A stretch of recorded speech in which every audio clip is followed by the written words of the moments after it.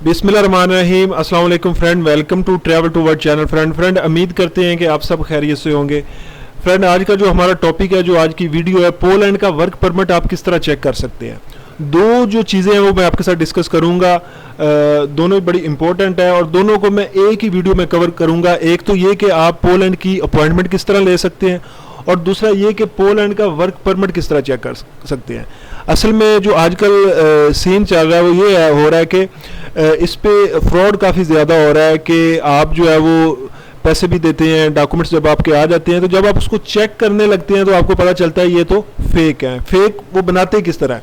मिसाल के तौर पे अगर किसी एजेंट को, मैं अगर किसी बंदे को वर्क परमिट देता हूँ, वो वर्क परमिट जो है जब मेरे पास आता है तो वो पीडीएफ की फाइल में आता है। ठीक है, यहाँ पे मैं उसको एडिट भी कर सकता हूँ, उसको मैं एडिट करके मैं किसी और बंदे को भी वो फॉरवर्ड कर सकता हूँ। लेकिन उसको चेक करने का एक तरीक़ेकार होता है, वो आप एम्बेसी की वेबसाइट पे जाके प्रॉपर उसको चेक कर सकते हैं। तो चलते हैं वीडियो की तरफ, मैं आपको बताता हूँ किस तरह आपने चेक करना है और किस तरह आपको ये कन्फर्म होगा कि वो वर्क परमिट आपके नाम पे है या नहीं है।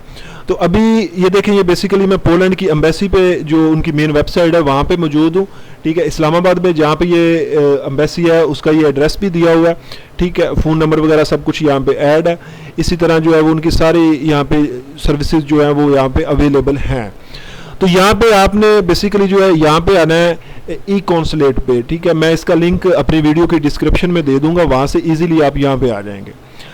अब यहाँ पे आप चेक कर सकते हैं, आप किसी भी कंट्री से हैं, आप जोन से भी कंट्री से हैं, जिधर के भी हैं, यानी कि आप बांग्लादेश में हैं, आप नेपाल में हैं, आप मलेशिया में हैं, पाकिस्तान में हैं, इंडिया में, कहीं भी हैं, अब वहाँ से चेक कर सकते हैं। अभी मिसाल के तौर पे मैं यहाँ से पाकिस्तान से जो है वो मैं चेक करना चाहता हूँ, तो मैं यहाँ से पी के ऊपर अगर क्लिक करता हूँ तो मेरे सामने ये पी से जितनी भी कंट्रीज आती हैं उनके नेम आ गए। पुर्तगाल, पीरो, पनामा, ठीक है, इसी तरह पाकिस्तान, ये सारी कंट्री पी से जो होती हैं। अब मैंने पाकिस्तान की एम्बेसी जो है वहाँ पे मैंने अपॉइंटमेंट भी लेनी है और मैंने अपना वर्क परमिट जो है वहाँ पे चेक करना है। ये दोनों काम हो रहे हैं, दोनों काम जो है वो यहाँ से स्टार्ट हो गए। ये अपॉइंटमेंट लेने का भी तरीक़ेकार है। अगर आप यहाँ पे रीड करें, to make an appointment find the country and then select the location where you want to make an appointment, यानी कि यहाँ से आप अपॉइंटमेंट भी ले रहे हैं और जो है वो क्या कहते हैं अपना वर्क परमिट भी चेक कर रहे हैं। अब यहाँ से आपने पाकिस्तान पे, अगर मैं पाकिस्तान से करवा रहा हूँ तो मैं पाकिस्तान पे क्लिक कर दूंगा। यहाँ पे मैं क्लिक करता हूँ तो मेरे पास ये एक लिंक आ गया, इसके ऊपर मैंने क्लिक कर दिया। इसके ऊपर मैंने क्लिक किया तो यहाँ पे अब यहाँ से मेन काम जो है वो आपका स्टार्ट होता है।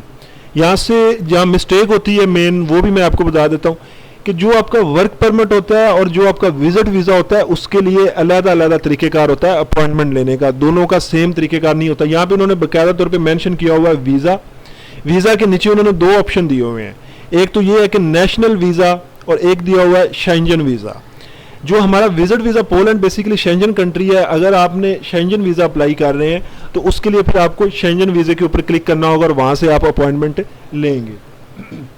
लेकिन अगर आपके पास वर्क परमिट है तो उसका होता है नेशनल वीज़ा। अब यहाँ पे बेसिकली वर्क परमिट वालों के पास वो जो कैटेगरी आती है वो नेशनल वीज़े में आती है। अब मैं यहाँ पे दोबारा फिर रिपीट कर रहा हूँ, किसी भी कंट्री से आप हैं, अपॉइंटमेंट इस तरह ले सकते हैं और इसी तरह ही जो है वो आप अपना वीज़ा चेक कर सकते हैं, आप अपने डॉक्यूमेंट्स चेक कर सकते हैं वो ओरिजिनल हैं या फेक है। तो यहाँ से मैं नेशनल वीज़े पे क्लिक करूँगा। यहाँ पे मैं क्लिक करता हूँ तो मेरे सामने आगे जो है वो कुछ उनकी वेरिफिकेशन के लिए कुछ चीज़ें आ जाएंगी। यहाँ पे मुझे जो है वो वेरिफिकेशन करवानी है अपनी। ठीक है, तो यहाँ से कुछ कैप्चर करना है हमने, वो करेंगे। यहाँ पे करने के बाद जो है हम आगे मूव करेंगे।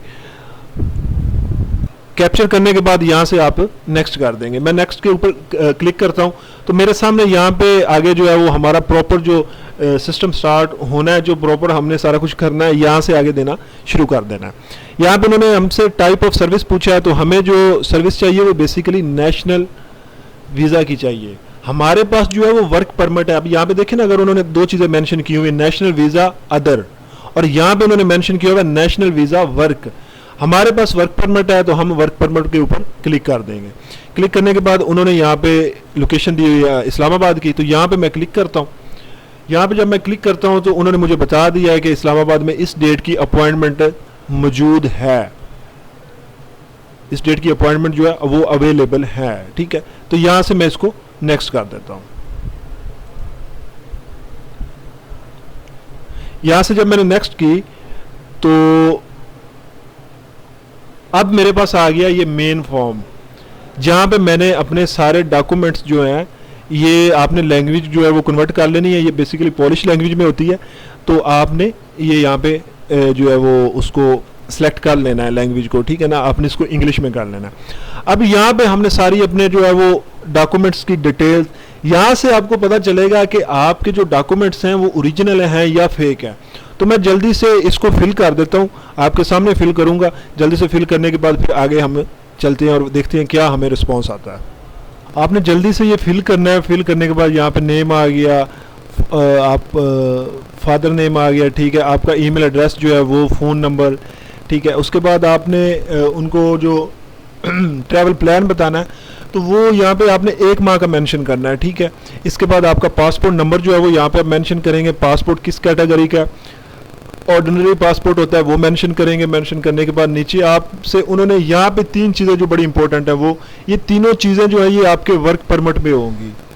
एक तो ये है कि ये किस डिपार्टमेंट से रिलीज हुआ है, आपके वर्क परमिट के ऊपर मेंशन होगा। ठीक है, दूसरा ये होगा कि ये इसका एक नंबर ऑफ डॉक्यूमेंट्स होता है। नंबर ऑफ डॉक्यूमेंट्स जो होता है वो भी आपके जो ये वर्क परमिट होता है उसके ऊपर मेंशन होता है, मेन के ऊपर लिखा होता है सबसे ऊपर, तो वो आपने यहाँ पे ऐड करना होता है।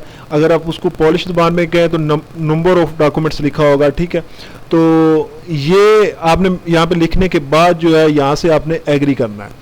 एग्री करने सारी चीज़ें एक दफ़ा फिर चेक कर लेनी है, ताकि इसमें कोई आपने मिस्टेक नहीं करनी। जो आपकी पासपोर्ट की इन्फॉर्मेशन है, क्योंकि जो आपका वर्क परमिट होता है सेम वही चीज़ें जो होती हैं वो यहाँ पे आपने आपके पासपोर्ट के ऊपर होती हैं। ठीक है, वही चीज़ें आपने यहाँ पे मेंशन करनी होती है। तो मेन जो 3 चीज़ें होती हैं वो ये होती हैं कि यहाँ पे जिस डिपार्टमेंट से आपका जो वर्क परमिट रिलीज़ हुआ है वो डिपार्टमेंट का नेम उसके ऊपर मेंशन होता है, वो यहाँ से आपने सेलेक्ट करना होता है। ठीक है, ये देखें ना, यहाँ पे अगर आप क्लिक करते हैं तो आपके सामने ये आ जाएगा ऑप्शन। ठीक है, तो अब जिस डिपार्टमेंट से आपका ये काफ़ी ज़्यादा है, ये देख लें, जहाँ से आपका जो है वो ये यानी कि रिलीज़ हुआ है, जहाँ से आपको उन्होंने दिया वही डिपार्टमेंट यहाँ पे आपने सेलेक्ट करना है।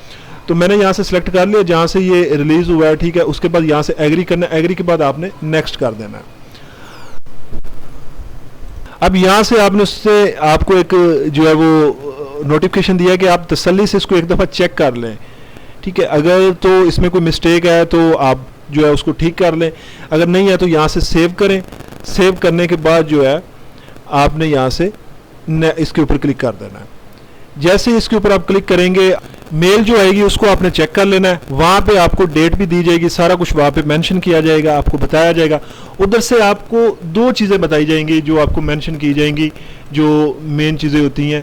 उसमें अगर आप देखें तो ये मेल जो है वो रिसीव हो गई है। ठीक है, मैं अगर इसको ओपन करता हूँ तो यहाँ पे उन्होंने मुझे जो है वो अपॉइंटमेंट की डेट दे दी है।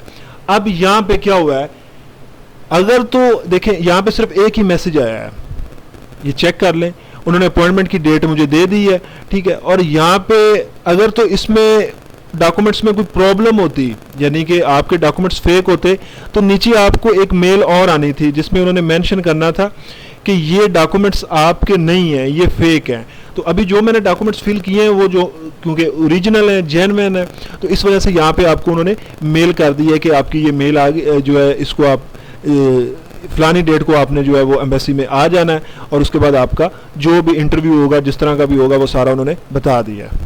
अब यहाँ तक तो ये है कि आपको उन्होंने मेल भेज दी। ठीक है, यहाँ पे एक चीज़ और में भी मिस्टेक कर जाते हैं, वो ये करते हैं कि जब आपको ये मेल आपको भेजते होते हैं तो वो आपको कहते हैं कि आप इसकी कंफर्मेशन करें। तो आपको जो मेल आती है उसके साथ ही एक लिंक दिया जाता है, आपने उस लिंक के ऊपर क्लिक करना है। क्लिक करने के बाद जो है आप वापस जो है वहाँ पे जो आ जाएंगे, आपको वो बताएंगे कि आप इसको इसकी कंफर्मेशन करें, इसको जो है आप ओके करें।